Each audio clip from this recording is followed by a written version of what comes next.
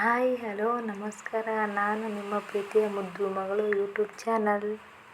ಇವತ್ತು ಸಿಂಪಲ್ಲಾಗಿ ಮನೆಯಲ್ಲಿ ಮ್ಯಾಗಿ ಮಾಡೋ ರೆಸಿಪಿ ಹೇಳ್ತಿದ್ದೀನಿ ನೋಡಿರಿ.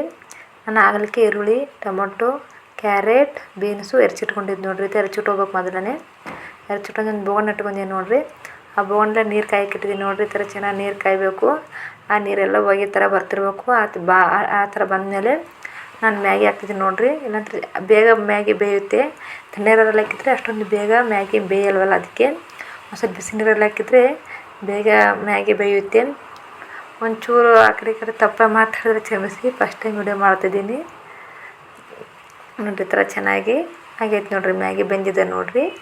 ಈ ಥರ ಚೆನ್ನಾಗಿ ನೋಡಿರಿ. ಅಲ್ಲಿ ಕೈಯಲ್ಲಿ ಹೆಂಗೆ ಮಾಡ್ತೀವಿ ನೋಡಿರಿ, ಆ ಥರ ನೋಡ್ಬೇಕ್ರಿ ನೀವು. ಚೆನ್ನಾಗಿ ಬಂದೈತಲ್ಲ ಅಂದ್ಬಿಟ್ಟು ನಮ್ಮ ಸಾಕ್ರೆ ಅಷ್ಟೇ, ಅಷ್ಟೊಂದು ಜಾಸ್ತಿ ಮೆತ್ತಗಾಗಬಾರ್ದು. ಸ್ವಲ್ಪ ಲೈಟ್ ಹಾಕಿದ್ರೆ ಅಷ್ಟೇ ಸಾಕು. ಇಲ್ಲಾಂದ್ರೆ ಎಂಡೆ ಥರ ಆಗಿಬಿಡುತ್ತೆ, ಚೆನ್ನಾಗಿ ಅನಿಸಲ್ಲ. ಗಂಟೆ ತಿರುಗೋ ಟೈಮೆಲ್ಲ ಥರ ಚೆನ್ನಾಗಿ ಅನಿಸಲ್ಲ ಅದು. ಒಂದು ಸ್ವಲ್ಪ ಇದ್ದರೆ ಸಾಕು ಅಷ್ಟೇ. ನೋಡ್ರಿವಾಗೆ ಕಡಾಯಿ ಇಟ್ಟಿದ್ದೀನಿ ನೋಡಿರಿ. ಕಡಾಯಿಯಲ್ಲಿ ಒಂದು ಸ್ವಲ್ಪ ಎಣ್ಣೆ ಹಾಕಿದ್ದೀನಿ ನೋಡಿರಿ. ಕಡಾಯಿನ ಬಿಸಿ ಇರಬೇಕು. ಒಂದು ಸ್ವಲ್ಪ ಬಿಸಿ ಕಾದ್ಮೇಲೆ ಎಣ್ಣೆ ಹಾಕಬೇಕು. ಎಣ್ಣೆನ ಕಾಯ್ಬೇಕು. ಇವಾಗ ಎಣ್ಣೆ ಕಾಯ್ದಾದ್ಮೇಲೆ ಜೀರಿಗೆ ಸಾಸಿವೆ ಥರ ಹಾಕ್ತೀವಿ ನೋಡಿರಿ.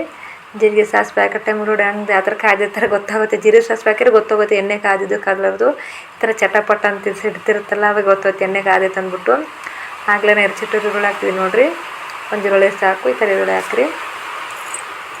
ಮಕ್ಕಳಿಗೆ ಅಲ್ವಾ ಒಂದು ಸ್ವಲ್ಪ ಮಾಡ್ತಿರ್ತೀವಿ, ಸಾಕು ಅಷ್ಟೇ, ಮಕ್ಳಿಗೋಸ್ಕರ ಅಲ್ವಾ. ಒಂದು ಈರುಳ್ಳಿ ಹಾಕ್ತಿದ್ದೀನಿ ನೋಡಿರಿ. ಆಮೇಲೆ ಈರುಳ್ಳಿ ಕೂಡ ಈ ಥರ ಕಲರ್, ಕೆಂಪು ಕಲರ್ ಆಗಬೇಕು.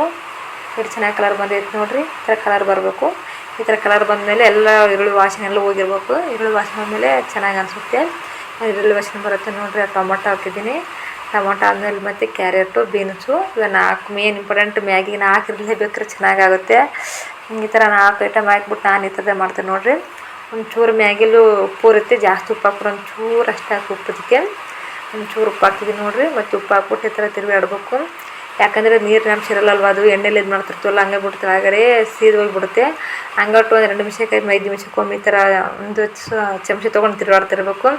ಏನಂತ ಕೆಳಗಡೆ ಸೀದು ಹೋಗ್ಬಿಡುತ್ತೆ. ಸೀದು ಹೋದ್ರೆ ಗೊತ್ತೈತಲ್ಲ, ಎಲ್ಲ ಒತ್ತೇ ಬಿಡುತ್ತೆ.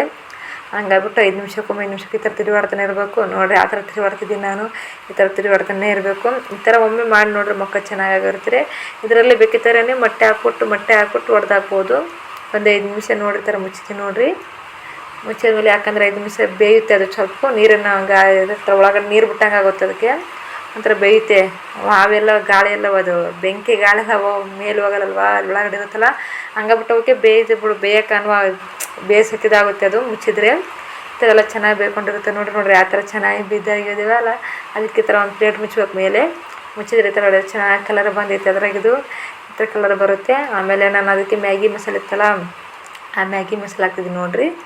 ಎಷ್ಟು ಚೆನ್ನಾಗಿ ಅನಿಸುತ್ತೆ ನೋಡಿ ಮ್ಯಾಗಿ ಮಸಾಲೆ ಹಾಕ್ಬಿಟ್ಟು. ನಾನು ಆಗಲೇ ಒಂದು ಸೈಡ್ ತೆಗೆದಿಟ್ಟಿದ್ನಲ್ಲ ಮ್ಯಾಗಿ ಇದು ಮಾಡಿಬಿಟ್ಟು, ಅವೆಲ್ಲ ಚೆನ್ನಾಗಿ ನೀರು ಬಸ್ದುಬಿಟ್ಟು ಒಂದು ಪ್ಲೇಟಲ್ಲಿ ಇಟ್ಬಿಟ್ಟು, ಪ್ಲೇಟಲ್ಲಿ ಇರೋದೆಲ್ಲ ಮ್ಯಾಗಿ ಈ ಥರ ಹಾಕ್ತಿದ್ದೀನಿ ನೋಡಿರಿ.